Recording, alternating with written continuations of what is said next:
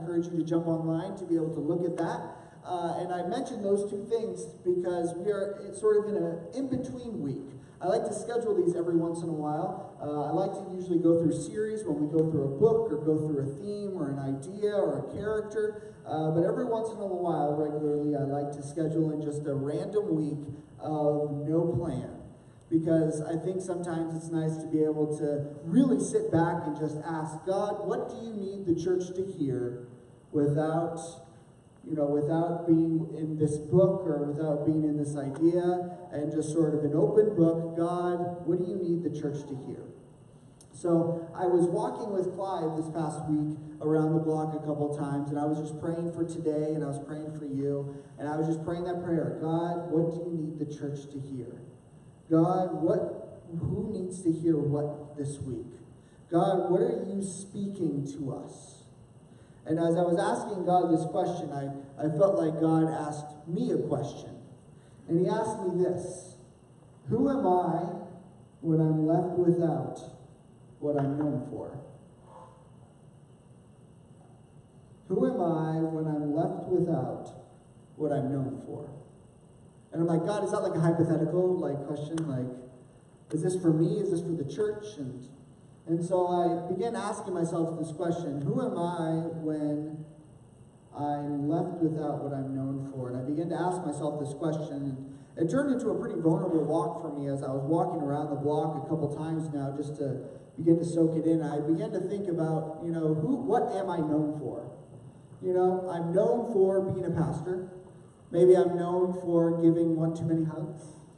Maybe I'm known for being a dad. Maybe I'm, known for, leading this community.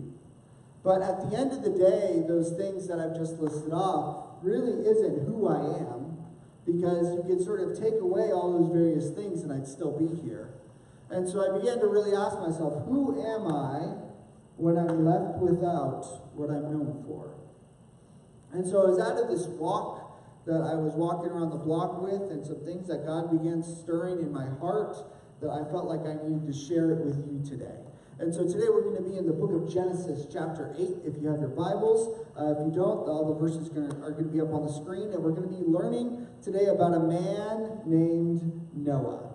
Now, I know that everyone in this room may have heard of Noah. If you didn't go to church, I'm sure that you have heard about Noah and the ark. It's incredible that this guy did this thing, ends of thousands of years ago, and everyone knows this man because he built this boat. In fact, this past week, I was talking with one of my friends who's doesn't belong to church. She I don't know if she's ever gone to church before, but she sent me an email forward with some sort of Bible cartoons, and these are some of the cartoons that were included in this. For instance, Trent, will you go to the first cartoon for me? There's this one that says, I thought there was a limit of 2. Day 39 on the ark. All the bunnies. Yeah. Big storms are brewing, male unicorn says. Female says, then I'm glad we didn't go on that cruise thing with your whack job friend Noah. Yeah. Because they're unicorns, they die. Get it? Well, certainly that would certainly explain why you let 3 of us on board. Noah's fishing. Probably with one of the worms. Yeah. All right, go to the next one. Take your time, Noah says. Snails making their way to the ark. Noah has a little complaint department. You only brought 2 ants? It's an ark. It eats ants. He's hungry. This was my favorite. Noah, keep an eye out for my mother. She's coming with us.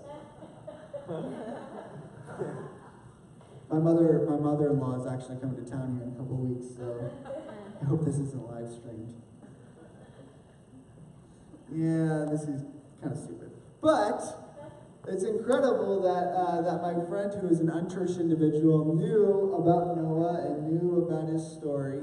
And I began to think about Noah because who is Noah when he's left without what he's known for? Noah is known for his ark, but who is Noah outside of his ark? Well, we're going to find out here in just a moment, here in verse 13, because as we read about Noah, we're not going to be reading about how Noah built an ark. which was certainly a great feat. We're not going to be learning about how he corralled animals into an ark, which is certainly a feat unto itself. We're not going to be reading about the time he spent on the ark, but we're actually going to be reading about the days after the ark. It says here in verse 13, Noah was 601 years old. And on the first day of the new year, 10.5 months after the flood began, the flood waters had almost dried up the earth. Noah lifted back the covering of the boat and saw the surface of the ground was drying. 2 more months went by, and at last the earth was dry.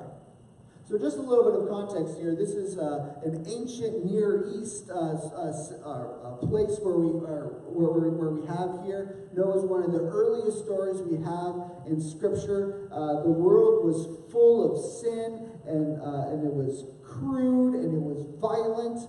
And so Noah built an ark with the animals, and the story says that the water came down, and Noah went up, and then for a year, they were just hanging out in this ark while all the water was evaporated, and then started the evaporation circle and rain and so on and so forth. For a year they were in this ark. And I have to think that this ark was pretty significant for Noah, because this ark symbolized a lot of different things for this man. First of all, this boat was his biggest accomplishment. Forever, the Noah and the ark would be said together effortlessly. Noah and his ark and Noah. These things came together, and the ark was everything that he was. This boat was also his safeguard. Literally, it saved him from death. This boat was also his redemption. When he was building this ark, I imagine there was a lot of ridicule why he was building an ark in the middle of the desert. I'm sure that there was a lot of doubt in those moments where he found himself saying, why in the world am I building this huge boat? But this boat was a reminder of his redemption, saying, you know what, I'm glad I did what I was told, because now I'm able to be floating here with a bunch of animals on top of the sea. The ark scholars believe that the ark would have taken anywhere between 70 years, no less than 70 years, and no more than 120 years to build. So this was a significant feat for Noah. But now that the water was going down, and the boat with it, what do you do with your masterpiece? He spent a lot of time on this masterpiece. He spent a lot of time with this plan. He was known for this very specific thing, and then as the waters went down, all of a sudden, this thing that he poured his life into became more and more useless. And so it says in verse 15 that God said to Noah, leave the boat, all of you, and your wife and your sons and your wives. Release all the animals, the birds and the livestock and all the small animals that scurry around the ground, so that they can be fruitful and multiply throughout the earth. And so Noah and his wife and his sons and their wives, what did they do? They left the boat. And all of it, the large and small animals and the birds came out of the boat, pair by pair. Now, you and I can read this and sort of just skip to the next section, but I don't know if we know the emotional weight that this must have carried leaving the boat. Because like I said, everything that Noah did for over 100 years was invested in this thing. And then now all of a sudden the water is lowering, the boat is becoming more and more useless, and he's commanded to leave the boat. There's a lot of temptation in the room, I think, to sort of stick around the boat. You know, the boat has kept me safe thus far. You know, the boat has been good to me thus far. I poured a lot of myself into this boat. A lot of my identity is wrapped up in this boat. I poured a lot of resources into this boat. I put a lot of myself into this place. And quite frankly, it just feels more safe and it feels more like home than anything else.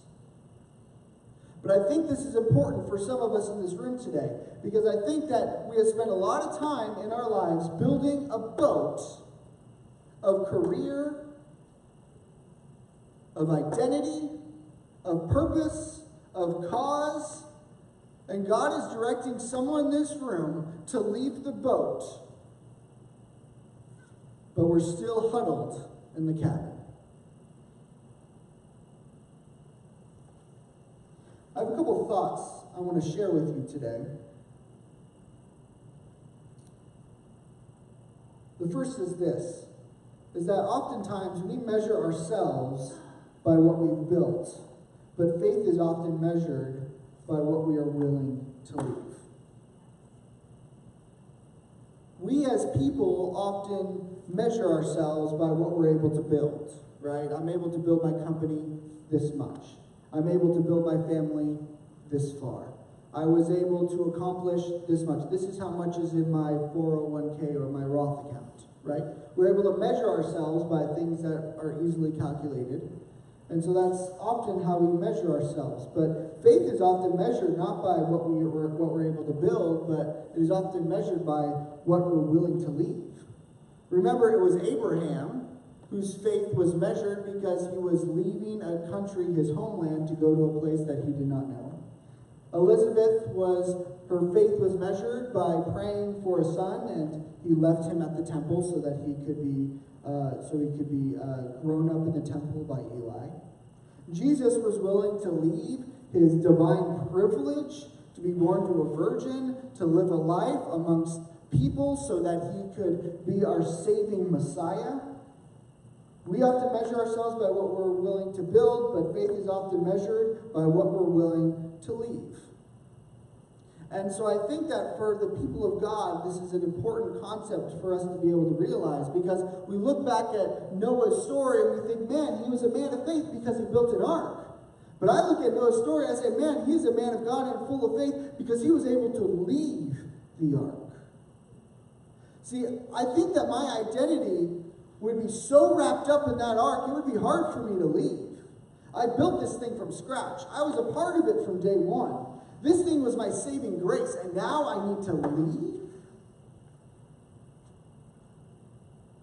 But faith is often measured by what we're willing to leave. Do we leave a high-paying job on the table because it wouldn't be the best decision for our family?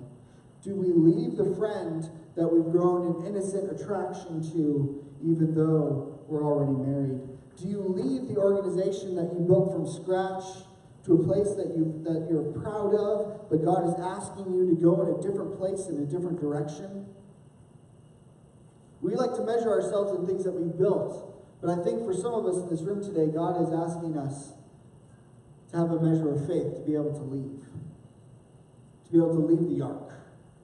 And so I asked myself this question as I'm walking around the park. I said, who am I when I'm left without what I'm known for?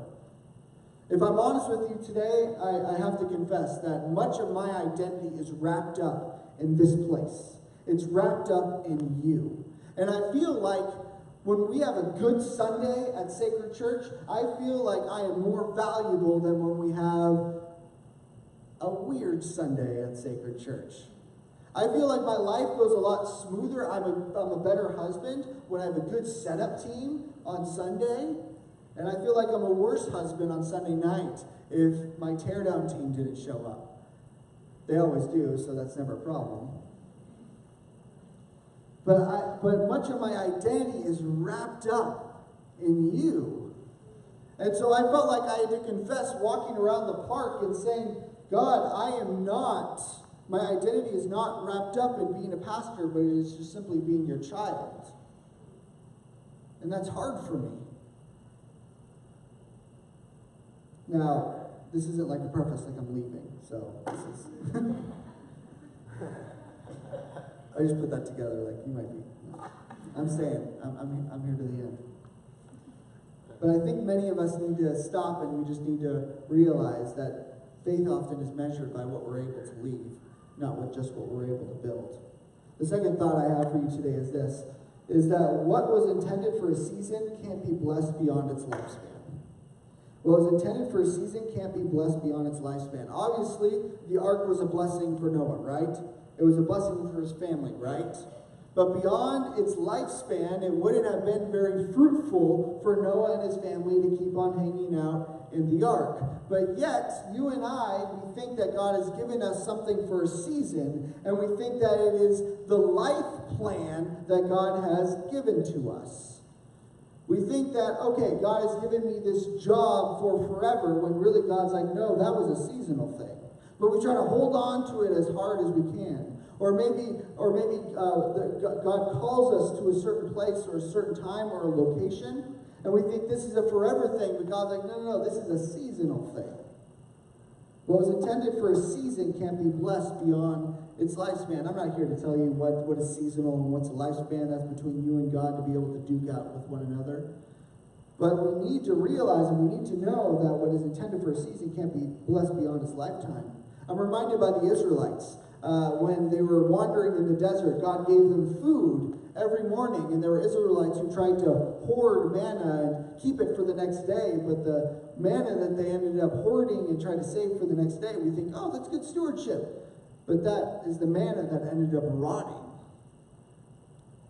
See, what was intended to only last for a day won't be fruitful and won't be a blessing for you in days 2, 3, and 4. But so often we think that God shows up once and he gives you one opportunity and that's it. You can mail it in and just simply keep on walking.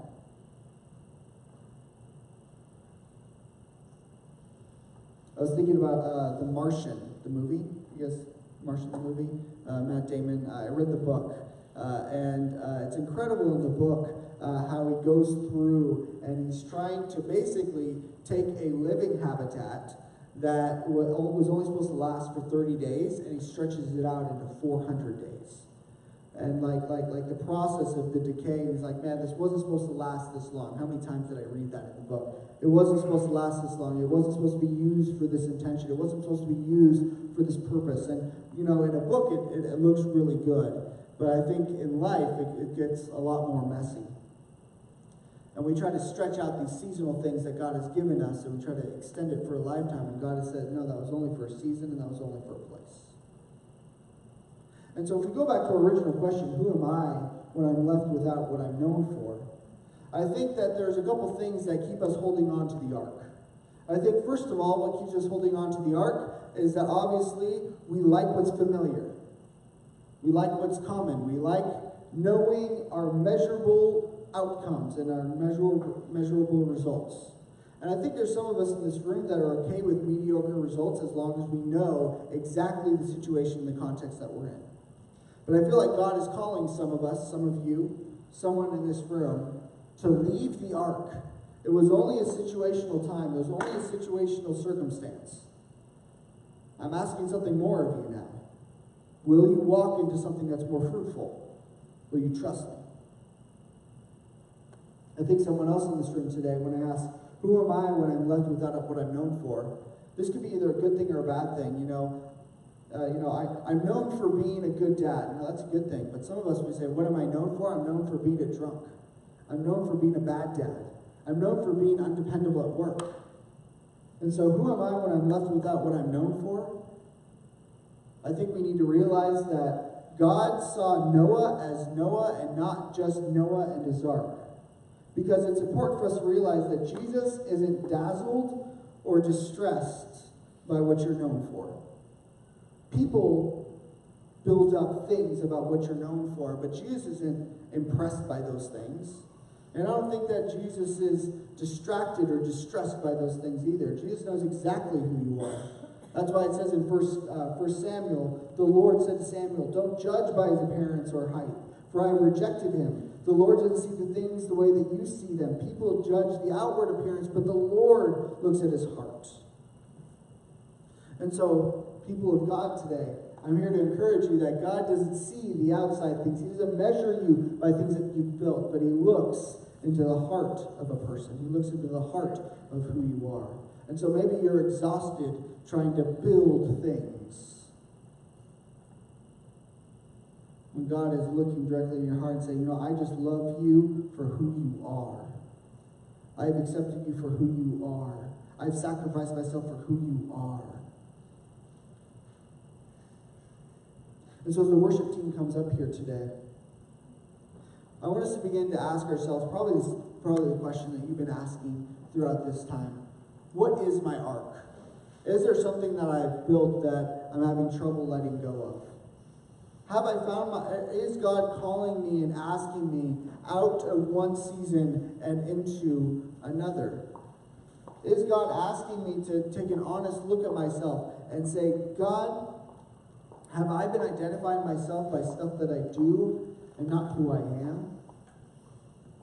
And lastly, I think it's important for us to be encouraged today that God sees beyond that stuff and he looks into the heart of a person. He looks into the heart of who you are, because that is his common ground. That is where he is.